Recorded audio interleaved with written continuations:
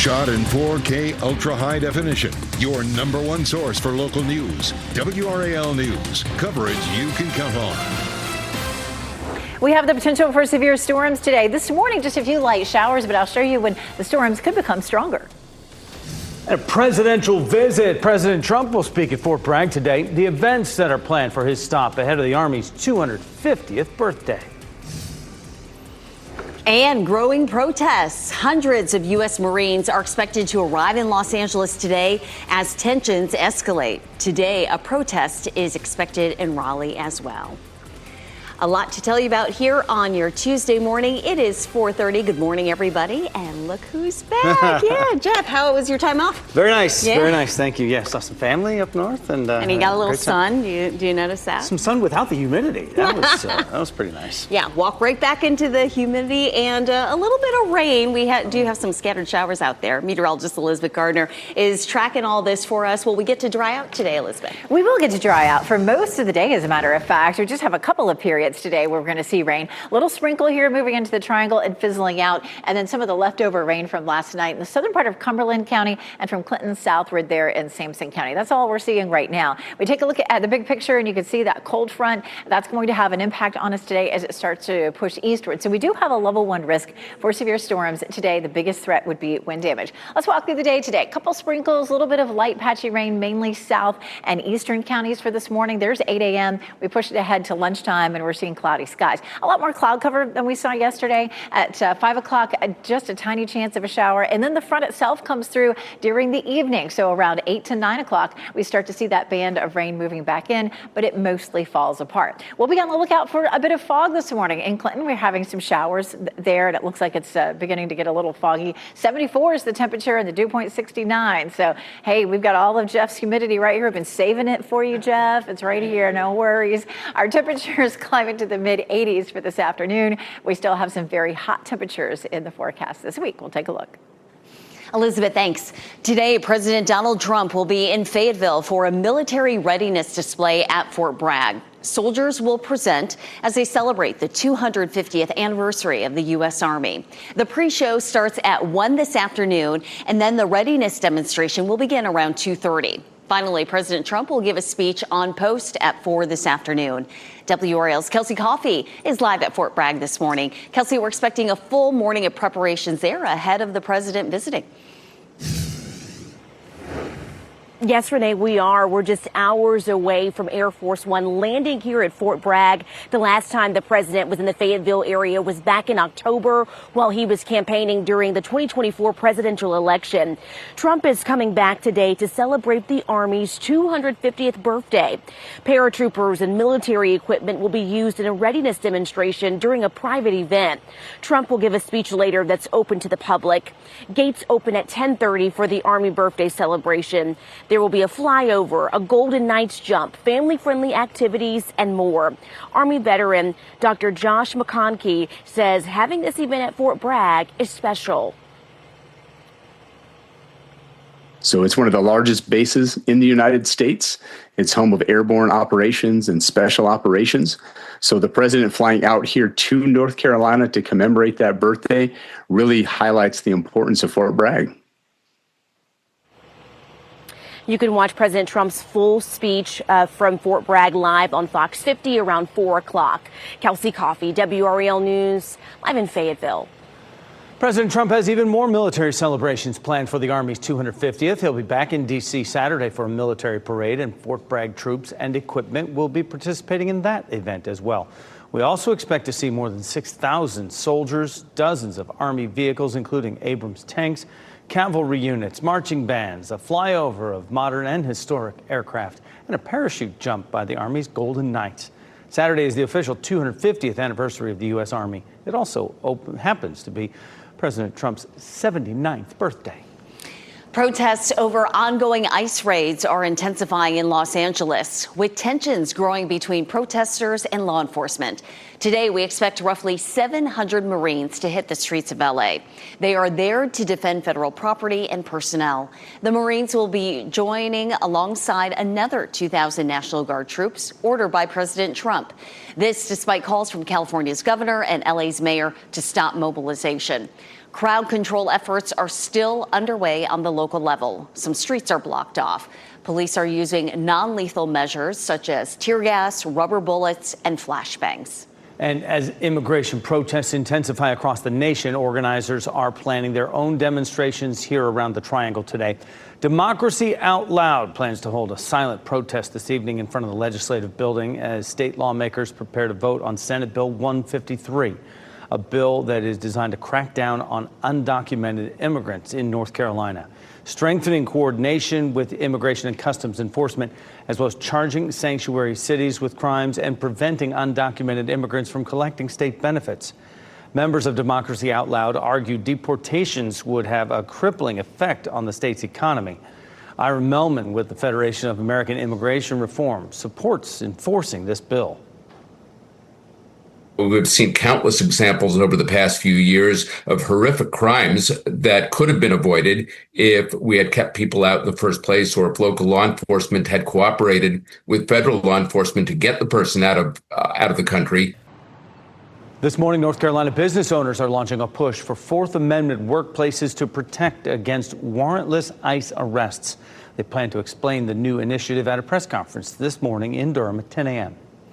A Wake County elementary school employee is on paid suspension, accused of using a knife in a dispute. This did not happen on school grounds or with another employee or student. 33-year-old Denisha Deming faces 2 misdemeanor charges of simple assault and communicating threats. Jasmine Ramey says Deming came to her home Saturday arguing about a man the 2 women have children with. Police say Deming had a knife and cut Ramey on her face and legs. Kind of grazed my face a little bit, so that's where this long scar is right here and on the tip of my nose. Can't show you, but it's a lot of slices on my inner thigh area. Now, we've reached out to Deming as well. She did not want to be filmed. She tells WRAL, "This is not who I am. My background reflects I'm a good person." She was released on a $2,000 bond and due back in court next month. There's a dramatic ending to the soccer tournament in Cary. Bumpy Pitch FC won the men's tournament with this goal to beat Pumas de Alabama. The team won the tournament's $1 million prize. And then earlier in the day, Team USA won the women's tournament for the second year in a row. Raleigh native Carrie Lloyd was a big part of the $1 million winning team. She scored a goal and assisted on another. Broughton High School and UNC grad has now won a state high school title, a college national championship, and the TST title, all in the same field. Wow. Congratulations to them. 4:38 on your Tuesday morning. Suspect in custody. A man turns himself in to police after a shooting that killed 2 people on the Las Vegas Strip. What we're learning about the gunman. Rates rising. Your car insurance payment will soon be going up.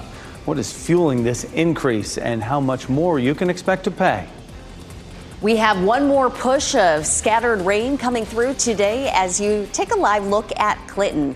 Looks cloudy there. Meteorologist Elizabeth Gardner back after the break with the latest timing for the storm system.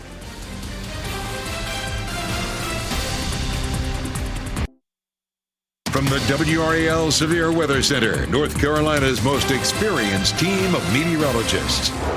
441, taking a look at radar this morning, and you can see a little bit of light patchy rain here, kind of moving out of Cumberland County, really Sampson County seeing those showers, and not really seeing any else right now. We might see another isolated shower this morning, and then we get a break around the middle of the day, and then late this afternoon, as the cold front gets closer to us, that's when we'll have a better chance of some scattered storms that could be severe, and we'll take a look at that coming up on Futurecast in just a few minutes. It's warm and muggy out there this morning. The streets are a bit wet, the sidewalks damp, maybe a few puddles out there because of the rain that we saw last night. 74 in Wilson and Durham, 72 right now in Fayetteville. And there may be a little patchy fog. I'm not seeing very much out there, but definitely clouds to start the day. So we do have the top of the tower lit in purple. Walking the dog this morning, it's warm, it's humid, and highs will climb into the mid-80s this afternoon. A lot more cloud cover than we saw yesterday, so that keeps our temperatures down a little bit today. But I'm going to show you the heat index that really increases toward the end of the week coming up. Elizabeth, thanks. The family of Tyrone Mason says they will sue the police department. Mason died last October after crashing his car. Later, it was revealed that the crash happened after a pursuit by the State Highway Patrol. The lawsuit says the Raleigh officer who responded to the scene knew that and did not tell Mason's mother what happened, causing her emotional and mental distress. Raleigh police say they are aware of the lawsuit. They will not comment on pending litigation. Mason's mother already filed a lawsuit against the trooper. Body camera video showed he lied about the chase at the direction of his supervisor. The DA investigated and chose not to file charges. She did drop nearly 200 cases involving the men because of credibility concerns. A one-year-old child is in serious condition after being hit by a vehicle in Johnston County. Sky 5 flew over that scene around noon at a home on Old Moore Road in Selma. Deputies say that's where the toddler's grandfather accidentally hit the child with his vehicle while backing out. The child was taken to Wake Med. A man suspected in a deadly shooting on the Las Vegas Strip has turned himself in. Police say 41-year-old Manuel Ruiz is charged with 2 counts of open murder with a deadly weapon. The shooting happened Sunday night near the Bellagio fountains. Police say they found the 2 victims on the sidewalk. Investigators say it appears to have been a targeted killing following an argument online. Investigators say they've identified a man placed on the FBI's most wanted list after he reportedly assaulted a federal officer during protests in Los Angeles. 40-year-old Elpidio Reyna is accused of throwing rocks at law enforcement. Federal authorities released photos of him throwing items on an improvised bonfire in the middle of the road. He's reportedly seen on video on the side of the street throwing something at passing federal vehicles. Authorities are offering up to a $50,000 reward. A standoff with Fayetteville police ended peacefully after 5 hours. Officers with the Violent Criminal Apprehension Team went to a home on Tinman Drive to make an arrest around 7:30 yesterday morning. They made the arrest after noon. The garage door on the home was mangled. It's not clear if that's related to the standoff. Police have not identified the person taken into custody or said why the person was wanted. North Carolinians are about to pay more for car insurance. The Department of Insurance just announced rates will increase later this year. 5 on your side's Keely Arthur shares how much more it'll cost you. This is how insurance rates are determined. The Rate Bureau, which represents insurance companies in North Carolina, goes to the Department of Insurance, and the two negotiate it from there. Earlier this year, the Rate Bureau went to the Department of Insurance and asked for a more than 20% increase. The Department of Insurance got it negotiated down to 5%. So that means drivers in North Carolina should see the cost of insurance go up beginning in October. So why is the rate being increased at all? Here's a statement from Mike Causey. The Department of Insurance commissioner said the Rate Bureau asked for the increase because, quote, distracted driving, excessive speeding, and increased automobile repair costs are driving up prices overall. Is there anything you can do about this? Yes, you can shop around. Websites like NerdWallet provide great cost comparison tools from company to company. Just make sure to read the fine print of the policy to make sure you're getting the coverage you want. Keely Arthur, 5 on your side.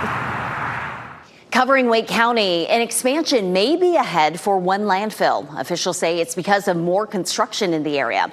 There's a proposal to add 11 acres to the Shotwell landfill's disposal area. Staff says it would be built within the facility's current property on Smithfield Road. Shotwell only accepts construction waste. The landfill manager says an increase in construction across the area means the facility needs more space to hold thrown out materials. We see that more every day, that these lands are turning into developments, and all of that with the new construction generates so much more waste that a place has to go to.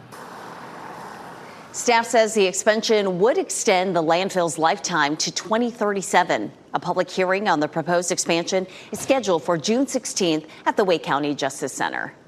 Chimney Rock is set to open at the end of the month after the damage from Helene. And a little further south, the recovery at Lake Lure is far from over. Heavy machinery has been working there daily for months. The results are starting to show, and the people around the lake are noticing. We're amazed that they're cleaning it up this well. Yeah, we're surprised. You see a lot of things happen, get devastated, nobody's doing anything about it. Here you can see they're doing stuff. It's a lot better, but it's still got a lot of room to grow. And the lake still has more visible soil than water. It is going to be like that for the foreseeable future.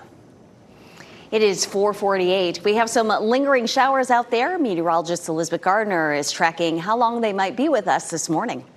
Not likely to see a whole lot of rain this morning, just a little bit of light patchy rain that's down here, mainly in Sampson County. Some of that's starting to stretch up the I-95 corridor on up toward parts of Johnston County. But it's not going to be terribly wet. Most of the rain that we see today will be maybe along and east of I-95, at least this morning. And then the cold front will continue to slide eastward, and along the front later on this evening, we'll likely have some showers and thunderstorms. We'll walk through that coming up right now, actually, on Futurecast. We'll start here at about 4:45, and you can see a few isolated showers that pop up from Raleigh eastward there at 6 o'clock. And then we're pretty much done with that. We're going to see a lot of cloud cover. We may see a few holes in the clouds on and off early afternoon. But getting into the evening commute, there could be a couple of little pop-up cells. And then our best chance of severe storms will come later this evening at 7 o'clock. You can see showers and thunderstorms to our west. But notice as we get closer to 10 or 11, most of that fizzles out. So this is not a big threat. Obviously, it's just a level 1 risk. And wind damage would be our biggest threat. It's all a low risk, wind, flooding, or hail, and really a pretty minimal risk for tornadoes with this. But it is a WRAL weather alert day with that potential for some showers and thunderstorms. Looking at early cloud cover, looking at the limit for some storms later on today, a few strong ones later on. Today's a great day to download your WRAL weather app so that you'll know what's coming your way. All right, taking a look at downtown Raleigh, temperatures are in the mid-70s. Our dew point is at almost 70. Our temperatures, of course, are really warm out there, low to mid-70s all around the Triangle area. Around town, the temperatures in the mid-80s for highs today with some cloud cover, and our muggy meter is way up there at tropical almost each day for the next 7. Thursday, Friday, and Saturday in particular, it's going to feel like almost 100 with the heat index, and that means Father's Day is going to be hot. We'll also have the potential for some scattered thunderstorms on Father's Day. Our temperature right around 90 degrees. We do have a better chance for storms over the weekend. We'll talk about how much rain we could see total coming up. Thanks, Elizabeth. Saving money for your family. In the next hour, 5 on Your Side breaks down the cost of renter's insurance and how to find the best policy. Park Progress, the work happening in West Raleigh that will give you new ways to enjoy the great outdoors.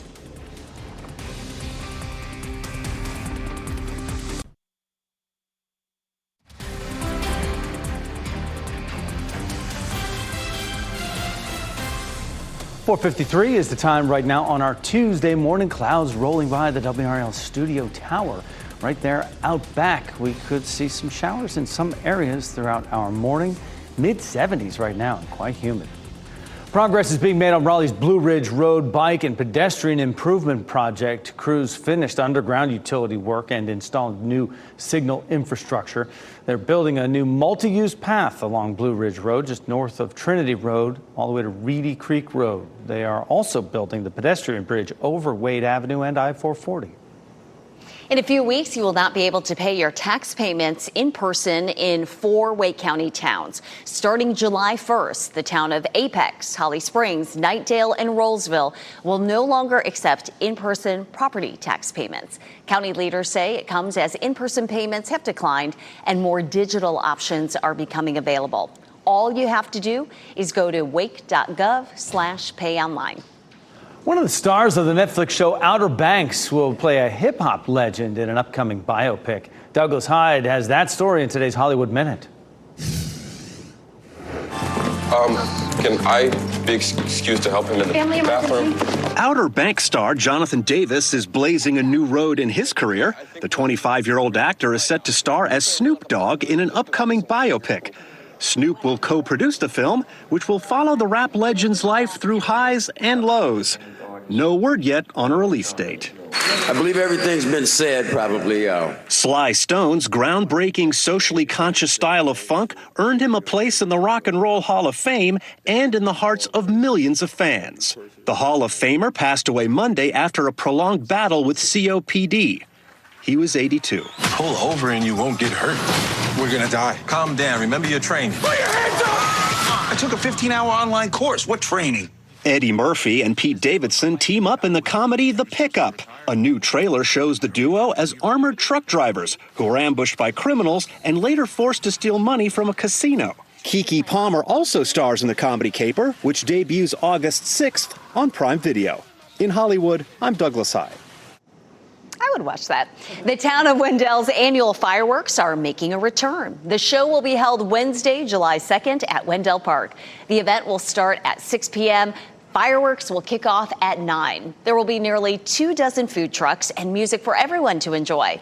You are asked not to bring any personal fireworks or sparklers, coolers, or animals. Presidential visit. President Trump will be at Fort Bragg today. How the Post plans to welcome him ahead of the Army's 250th birthday. And an apartment complex shooting. Raleigh police are working to make an arrest this morning. What we know about the victim's condition. And more military presence, more tension growing in Los Angeles. Coming up at 5 o'clock, a look at overnight protests, plus what the military is tasked with doing.